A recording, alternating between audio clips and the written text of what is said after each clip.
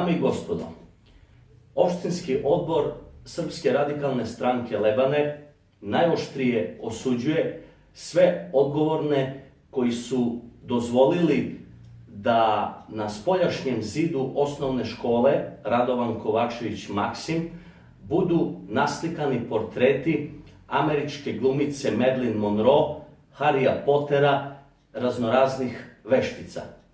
Mi, srpski radikali, smatramo da osnovna škola kao vaspitno-obrazovna ustanova mora da daje pozitivne primere srpskoj omladini i srpskoj deci. Mi, srpski radikali, zahtevamo od nadležnih da sporne portrete prekreče i da na njihovim mestima budu naslikani portreti znamenitih ličnosti iz srpske istorije.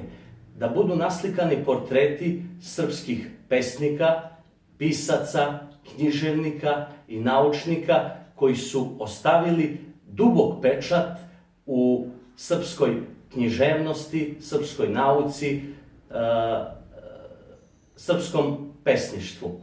Mi zahtevamo da na spoljašnjem zidu osnovne škole Radovan Kovačević Maksim budu naslikani portreti Vuka Karadžića, Svetog Save, Nikole Tesle, Milutina Milankovića, Jovana Jovanovića Zmaja, Petra Kočića, Desanke Maksimović i ostalih srpskih naučnika, pesnika, književnika i pisaca.